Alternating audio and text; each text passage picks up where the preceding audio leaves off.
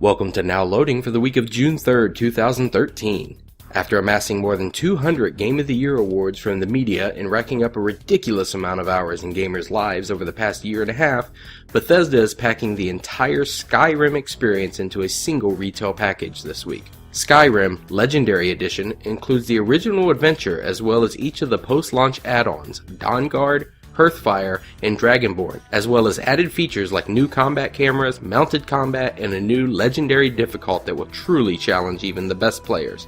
We're talking about hundreds of hours of content in a single retail package, making this a must-buy for anyone who hasn't already picked up the game. The critically acclaimed indie title Limbo is making its way to Sony's portable Vita this week through the PlayStation Network. Originally developed by developer Playdead, Double 11 is handling the port to the Vita. This indie puzzle platformer puts you in control of a young boy as he searches for his lost sister.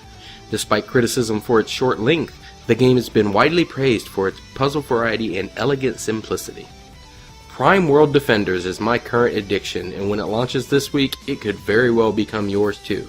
Combining two of the most addictive genres on Earth, being tower defense and card collecting, Primal Defenders does wonders to advance the tower defense genre. If you ever played any tower defense games in the past, you know that these games are meant to be played over and over. The problem is, a point comes eventually where these stages become monotonous. Well, it turns out adding in the card collecting aspect works wonders to alleviate the monotonous feeling that often grows after a while. Fans of either genre should definitely check this one out when it hits Steam later this week. You would think that combining our favorite superheroes, and villains for that matter, with the addictive loot gathering and RPG elements of games like Diablo would seem like a no-brainer, but for some reason nobody has done it yet. That is until now. Gazillion Entertainment is launching a new free-to-play experience called Marvel Heroes exclusively on the PC this week. This game won't cost you a dime to play, as you pick one of 5 starting heroes in the Marvel Universe and head off into the Marvel Comics world to fight hordes of enemies alone or with friends and rack up the also-important loot. There are plenty of more characters to obtain by either collecting them as rewards through your adventure or by throwing down a little cash through the actual game. The choice is yours. A good game that could have been great. That seems to be the quote that is the reigning opinion on Capcom's new franchise that hits store this week, Remember Me. You play as Nilin, a decommissioned memory hunter who is given the chance for redemption.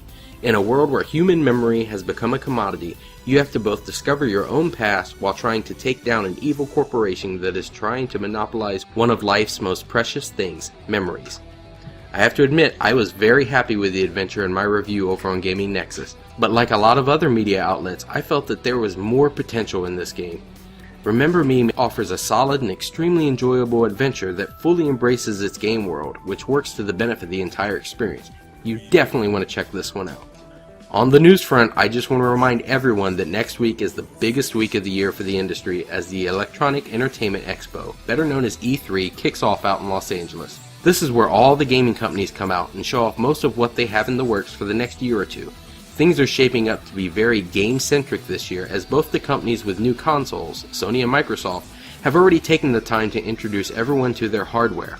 This should free up a lot of time during both of their huge press conferences to focus on the most important thing: games, and more games. Gaming Nexus will have a number of staff headed out to cover the show, so stay tuned for exclusive information and updates directly from the show floor.